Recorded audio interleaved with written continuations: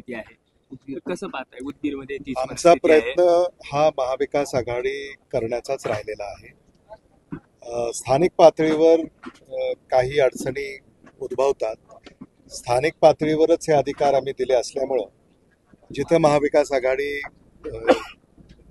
झाली तिथं आम्ही केलेली आहे आणि जिथे नाही झाली तिथं मला असं वाटतं की कार्यकर्त्यांचा रेटा आणि मग तिथं निवडून येण्याची क्षमता असणारे उमेदवार हे ज्या त्या पक्षानं म्हणजे काही काँग्रेसनंच केली असं नाही, मग ते राष्ट्रवादी काँग्रेस पार्टी, शरदचंद्र पवार किंवा शिवसेना उद्धव बाळासाहेब ठाकरे किंवा इतर मित्रपक्ष त्यांनी तो स्थानिक पातळीवर निर्णय केलेला आहे. मला असं वाटतं की त्यामुळे कुठे महाविकास आघाडीमध्ये काही बिघाडी झाली आहे असं म्हणण्याचं काही कारण नाही. बरं, यासोबत एक संलग्न प्रश्न आहे की याचा फटका तुम्हाला बसू शकतो असं वाटतं महाविकास आघाडीला?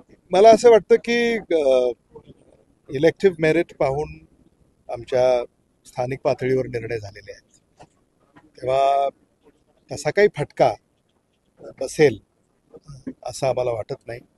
आणि